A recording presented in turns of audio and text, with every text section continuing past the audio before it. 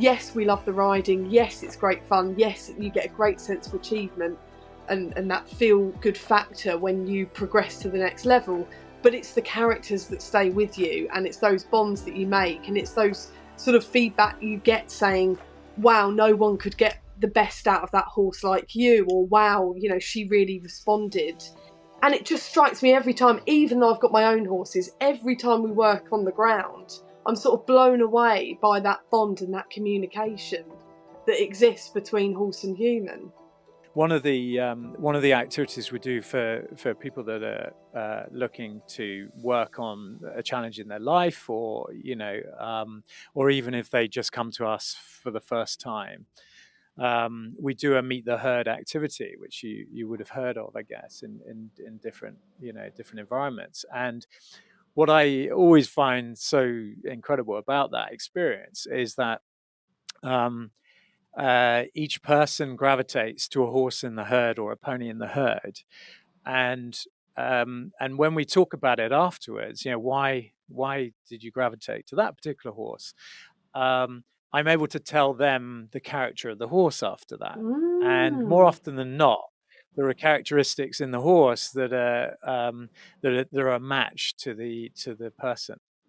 And it always never stops surprising me, It's amazing, isn't it? how Do you kind find, of. is it a direct match, Ants? Is it that people have got similarities with the horse? It's not opposites attract? That's right. Yeah, exactly. And what we tend to do is ask them to identify two, in the herd. And what you often find is that it's more often than not, it's kind of it's the fun side of that person, and then also the perhaps the areas of their life that are difficult, so Yes, they kind yeah. of end up with almost different parts of themselves that they see reflected in the horses, It's but so it's brilliant interesting. because yeah, yeah. Well, it's so interesting that you mentioned that, because I think in life, whether it's human relationships or animals, we're often billed that we should be with opposite characters, shouldn't we? If we're a bit highly strung, we should be with someone quite calm. And actually, often that does work really well, like the yin and the yang. But with horses, I've always Yeah. been drawn towards those highly strung, feisty, loud, high energy. And I've always thought, I'm surprised that my energy doesn't spiral them out, but actually it's a kind of a kindred spirit situation. My mare that I've got, she's a rescue mare. She had a very troubled background in Ireland. I actually bought her unseen, even though all my friends said, "Don't do it." You'll get into all sorts of trouble. You don't know what you're buying. I kind of went against all of their judgment, and I said, "No, I've got a feeling about her. I just need to get her. I just need to buy her." So over she came, and she'd been beaten, and she'd been tethered, and she had scars all over her, and she was lame, and she was in an absolute state, and it was heart-wrenching. But when we started to rehabilitate her and get to know her personality, it was amazing, because she had such a wonderful spirit, but she had that feist and that fire, and I thought, oh, this is going to be interesting.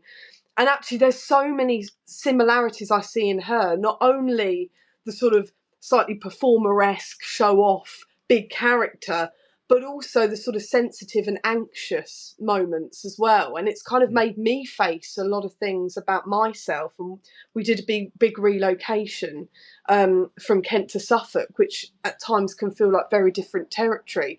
And she and I started mirroring behaviours when we landed in Suffolk. And I realised it was because what I was bringing to the field was a lot of angst and a lot of feeling lost. And I think she was picking that up off of me, and we were sort of sharing that experience. And I just think it's fascinating how our horses can sort of become a mirror to ourselves. Yeah, one of the big things that we've found ourselves working on is people's energy. Mm. So when you start sort of doing connection work, you work with whatever comes through the door. In some respects, in terms of where someone's at, that's where you meet them. A bit like with the horses, and the energy becomes the reoccurring theme. So now, before anybody goes near the horses, we focus on their energy. So we work with The great thing about working with people is if you talk about horses, they it takes the attention away from them as an individual, but in the same time, at the same time, they're able to relate to it, and they're able to take something from it. So what we do is we look at the window of tolerance of a horse, so that when the human goes near the horse, they're looking for signals and signs of how is that horse today. And of course, so a lot of what we talk about is doing sort of breathing exercises and grounding to make sure the human is, if you like, nicely positioned before they go and meet the horse, because as you well know, the horse is using their body the whole time to sense their environment and what's going on. And so if we turn up slightly anxious, then the horse will think, oh, hang on, have I got to be anxious? And they're using you to sense their environment. So energy becomes one of the most important factors in being with horses. It's fascinating. And I love that your journey was escalated as for many it was during the pandemic. It made people reevaluate life and think, where do I want to be? And that's what prompted your move to your Devon retreat. But why horses? You could have put anything on the land, or you could have bought any kind of farm or yard and had goats or cows or pigs or whatever it might have been. Why did you both decide we want to create a retreat and it has to involve horses? Well, yeah. he's got an amazing. He had an amazing experience as a young man, and I still believe that the spirit guide is still leading him. Tell them all about George. Oh, okay, yeah. No, so fair enough. So, like a lot of your listeners, I mean, I look back now and I realize how lucky I was. But I grew up on a farm in Somerset with horses. Oh, wow. So, I've got 3 older sisters, and we all did the pony club thing, eventing, and tetrathlon, triathlon, Prince Philip Games, all that kind of stuff. So a very kind of like blessed childhood, really, if I look back. Obviously troubled teenage years, but George was my Welsh mountain pony who got me through most difficulties in life. And he was one of these ponies that was like a rocket if someone who could ride got on his back. But if a baby was placed on his back, he'd be this beautiful, placid, gentle pony. So quite incredible. But my sister took him on originally, and he certainly wasn't that. When she took him on, he was bucking everyone off and all this kind of stuff. But but incredible pony, and so much so that our children rode him as well before he passed, and he's definitely still a part of me. I think as a lot of people find that they're kind of there's certainly quite a few horses that stay with you, aren't they? But we went and did the corporate thing. And I guess I played a bit of polo in London, but I'd left horses really. I'd go back and ride, when back with family and things. But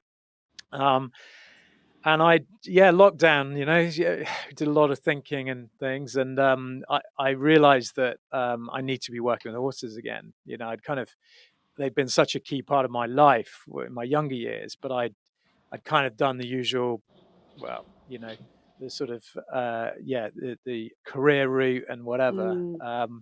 But realized that I need to be working with them again. So that is one of the key components to our move. No, I definitely think George is sort of directing him in spirit, sort of just because actually when our children were riding them, I was leading one of them once, and he pushed me into a hedge. He was that kind of pony, because if you weren't kind of paying attention, he'd make sure you remember to pay attention next time. But yeah, great. We actually just found the land was super lovely. Yeah, it's really, really nice. We're quite far from the coast. I say quite far. We're 40 minutes, so way better than where we came from. But actually, it means that you're in quite a quiet area, so like not a lot of traffic noise. So we're just surrounded by farmland. and the energy of the place is amazing. It's just so beautiful, dark sky because we're right next to Exmoor. So you've got these beautiful starry nights, and we have a little bit of a problem that we share, that we like buying ruins. So this fits the bill.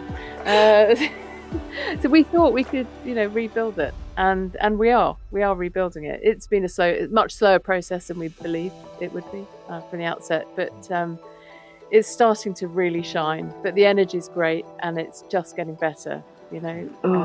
Every day we do more clearing or more nurturing. It's just really coming back to life. It's really nice.